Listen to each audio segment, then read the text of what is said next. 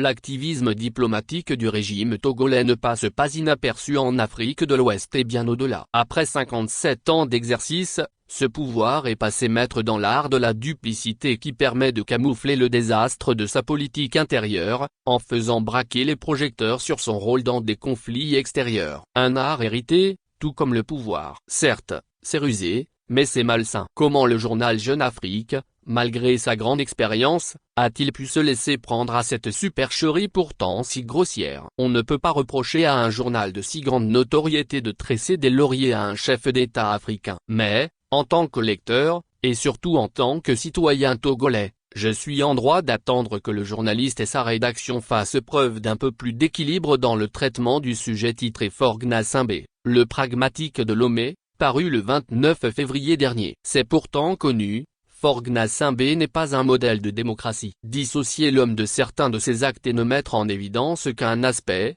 cela devient suspect. Il a pris le pouvoir de manière dynastique à la mort de son père en 2005, avec un millier de victimes togolaises à la clé. Il a forcé le troisième puis le quatrième mandat, une exception en Afrique de l'Ouest, en manipulant la Constitution et en pratiquant la fraude massive aux élections. Il totalise ainsi 19 ans de pouvoir qui s'ajoutent aux 38 de son père. Il s'est toujours farouchement opposé à la limitation du mandat présidentiel que cherche à instaurer la Communauté économique des États de l'Afrique de l'Ouest, CEDEAO, depuis une décennie. Il restreint toutes les libertés publiques de ses concitoyens, fait emprisonner les journalistes, les leaders politiques et d'organisations de la société civile, pour leurs opinions, ou les pousse à l'exil. L'état de droit a fui le Togo. Tout cela est bien connu. Par cette politique, Forgna Simbé a contribué à créer un climat dans la sous-région qui a favorisé la cascade de coups d'État ces dernières années. Aujourd'hui, en se mettant au service des pays en crise ouverte,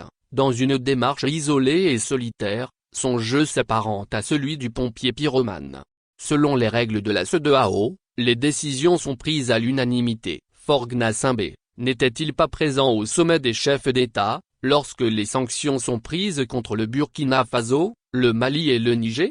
Quand il a pris le pouvoir, Forgna Simbé était bien heureux d'avoir le soutien de ses pairs de la CEDEAO, tout comme lorsqu'il s'octroyait une victoire lors d'élections frauduleuses. Aujourd'hui, par opportunisme, et pour surfer sur la vague panafricaniste, il fait le grand écart entre ses positions traditionnelles au sein de la CEDEAO et son soutien aux nouveaux dirigeants dans le Sahel. Une politique qui devient bien vite incohérente. Un dirigeant est supposé être avant tout au service de ses concitoyens. Aujourd'hui, les Togolais s'interrogent. En mettant autant d'énergie au service des pays de la sous-région, et même jusqu'au Soudan et au Tchad, quelles sont les retombées pour les Togolais pris à la gorge au quotidien par la répression et une cherté de vie de plus en plus insupportable?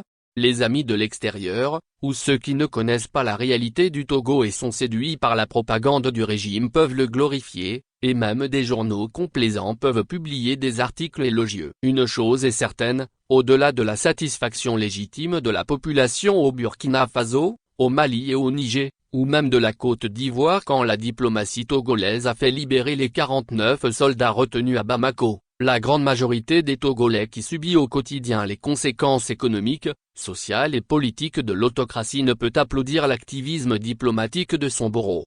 Les médias qui s'intéressent au Togo doivent restituer les choses de manière factuelle, de manière globale, et ce, dans le respect des Togolais. Gamezu, Nathaniel Olympio, président de Kekeli, Cercle d'études stratégiques sur l'Afrique de l'Ouest.